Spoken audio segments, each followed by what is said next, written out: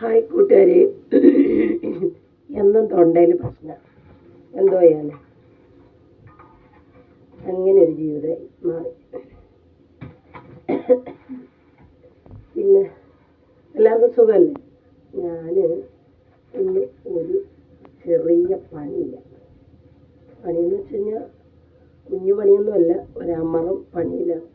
എൻ്റെ കൈയുടെ വണ്ണം കുറഞ്ഞിട്ട് അറിയാനും പറ്റുന്നു. ഭയങ്കര തടിയായിരുന്നു. ഇപ്പം ഒരുപാട് വ്യത്യാസമുണ്ട് കേട്ടോ. അടിപൊളി. ഉലുവ വെള്ളം കുടിച്ചിട്ടാണ്. ഇതുണ്ടോ എൻ്റെ ദൈവമേ, കൈയൊക്കെ ഏറി കിടന്ന പൊളിച്ച്. ഇനി ഞാൻ രണ്ടും കൽപ്പിച്ചുണ്ടായി.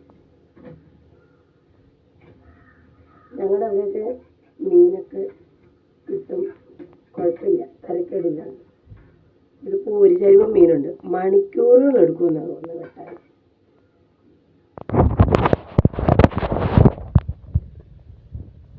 പച്ചരി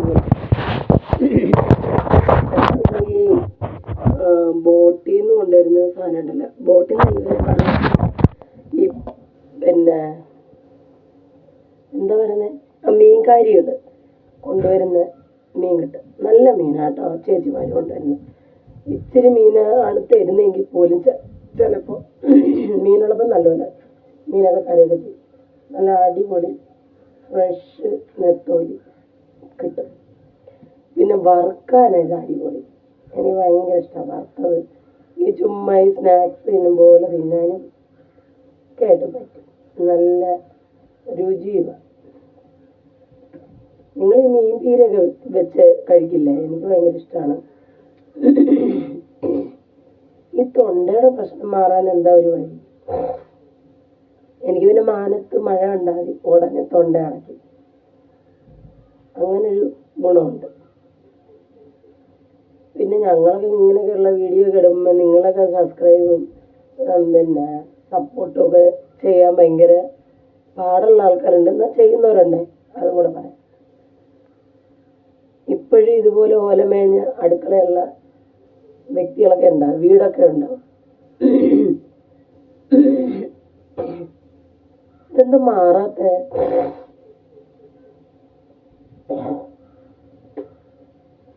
ഈ തൊണ്ടയടപ്പ് മാറുന്നില്ല. പിന്നെ ഈ കൽക്കണ്ടും പുല്ലൊക്കെ എടുത്തിട്ട് പൊടിച്ച് ജീരകമൊക്കെ വറുത്ത് പൊടിച്ച് ഒക്കെ ഞാൻ കഴിക്കുന്നുണ്ട്. കുഞ്ഞു മോന് ഇച്ചിരി പനി വന്നായിരുന്നു. അപ്പോൾ അത് വന്നപ്പോൾ എനിക്കും അതുപോലെ തൊണ്ടയടപ്പും കാര്യങ്ങളൊക്കെ വന്നു. ഞങ്ങൾ ഇതുപോലെ നല്ലപോലെ മണിക്കൂറുകൾ എടുത്തിട്ടാണെങ്കിലും മീനൊക്കെ വെട്ടി സുന്ദരി കുട്ടിയാക്കി ഇങ്ങനെ ആക്കിയെടുക്കും. ഇച്ചിരി പണിയാണ്, ഇച്ചിരി നേരം എടുക്കും. കാരണം അത്രയ്ക്കുണ്ട് മീൻ.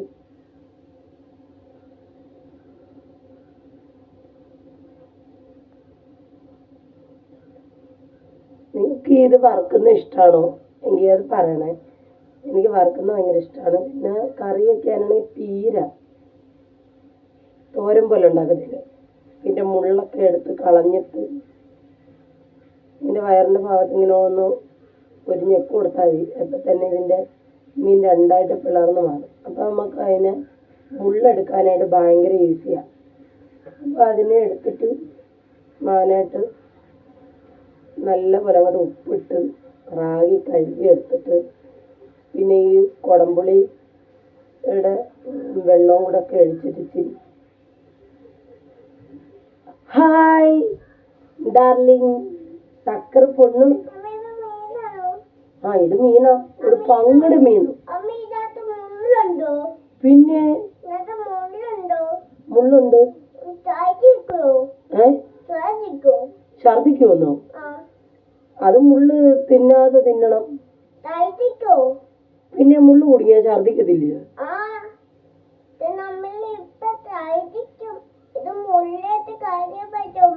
അത് കളയാൻ പറ്റും. മുള്ള അമ്മ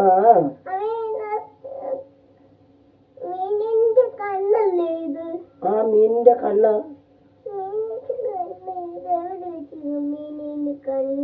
മീനിനെ എവിടെ വെച്ചിരിക്കുന്നത്? കണ്ണെന്നോ?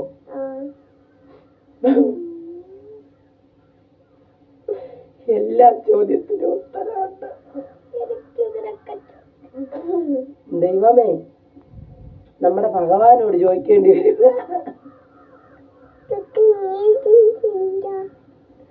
നമ്മുടെ റൂബി പെണ്ണ് ഇറങ്ങുന്നുണ്ട് ഗൈസ്. എല്ലാ ചോദ്യങ്ങളും എന്റെ മോൻ ചോദിച്ചു, എല്ലാത്തിനും ഞാൻ ഉത്തരം പറഞ്ഞു. പക്ഷെ അവസാനം ഒരു ചോദ്യം ചോദിച്ചു, മീൻ എന്തിനാ കണ്ണവിടെ വെച്ചിരിക്കുന്നതെന്ന്. അമ്മേ, ആ മക്കളെ കിട്ടിപ്പോയി ഉത്തരം.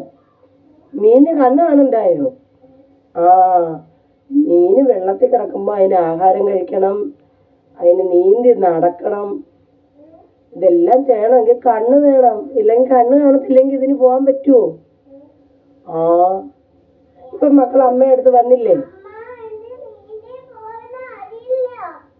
ആർക്ക്?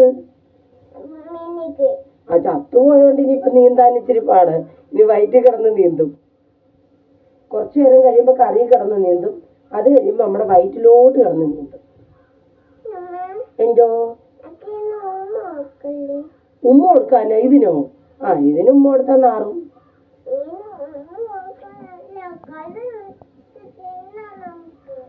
ആ, കറി വെച്ച് തിന്ന. മറിഞ്ഞു വീഴല്ലേ. മീനിനകത്ത് വന്ന് വീണാ കുളിപ്പിച്ചെടുക്കാൻ ഇച്ചിരി പാടുപെടും. 6-7 പ്രാവശ്യം സോപ്പിട്ടെങ്കിലേ നിന്നെ വൃത്തിയാവും. മീൻ പോയാൽ പോട്ടേന്ന് വെക്കും. മറിഞ്ഞു വീണ എവിടെയെങ്കിലും കൊണ്ട് മുറിഞ്ഞു കഴിഞ്ഞാൽ പണിയാവും. മക്കള് മീനെ കണ്ട അവിടെ ഇരുന്ന് കഴിഞ്ഞാൽ മനുഷ്യന് സമാധാനമുണ്ട്. അപ്പൊ ഇതൊക്കെയാണ് ഞങ്ങളുടെ കൊച്ചു കൊച്ചു കൊച്ചു വിശേഷങ്ങൾ. ഇതിന് മീൻപീര വെക്കാനാണ്. മീൻപീര വെക്കുമ്പോൾ ഞാൻ കാണിച്ചു തരാം. ഇന്നിച്ചിരി വെയിലൊക്കെ ഉണ്ട്. ഇന്നലെ ഭയങ്കര മഴയായിരുന്നു. അപ്പോൾ നമുക്ക് തുണിയൊന്നും കഴുകിയിടാനോ മിറ്റം വേണ്ടുന്ന രീതിയിലൊന്ന് തൂത്തൊക്കെ ഇട്ടതാ. പക്ഷേ തൂക്കുമ്പോൾ വരുന്ന കരിയിലേക്ക് തൂത്തുകൊണ്ട് കളഞ്ഞതേ ഉള്ളൂ. ഒട്ടിപ്പിടിച്ചതൊക്കെ തൂത്ത് വാരാൻ പറ്റുന്നില്ലായിരുന്നു. എല്ലായിടും ഒന്ന് തൂത്ത് വാരിയൊക്കെ എടുക്കണ്ടേ. കാരണം അപ്പോഴത്തേക്കും ഇപ്പം ഇച്ചിരി വെയിലടിക്കുന്നുണ്ട്. തറയിലുള്ള മണ്ണും ഇതൊക്കെ ഒന്ന് പൊങ്ങി വന്നിട്ടുണ്ട്.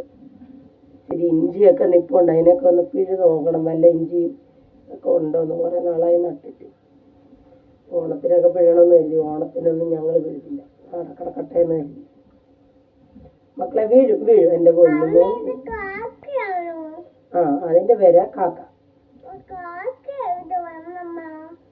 അത് കാക്ക വരും. നമ്മൾ മീനല്ലേ വെട്ടുന്നത്.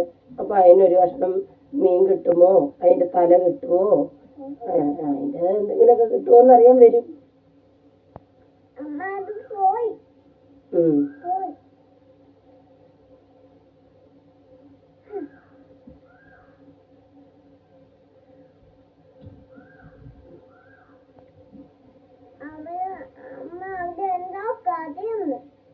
കരയുന്നോ?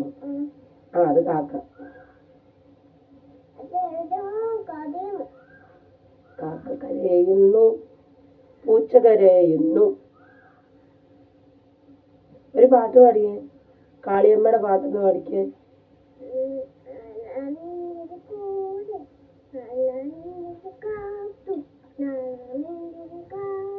കാത്തുവിന്റെ പാട്ടാ. ആര് പറഞ്ഞു ഞാവ്?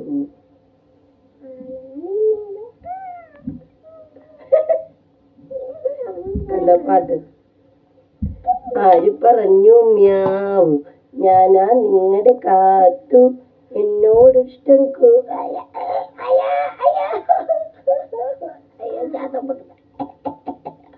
മലയാളി ഇവിടെ സത്യമായിട്ട് മോനെ കണ്ണു തള്ളിയടാ. എന്റെ മുന്നേ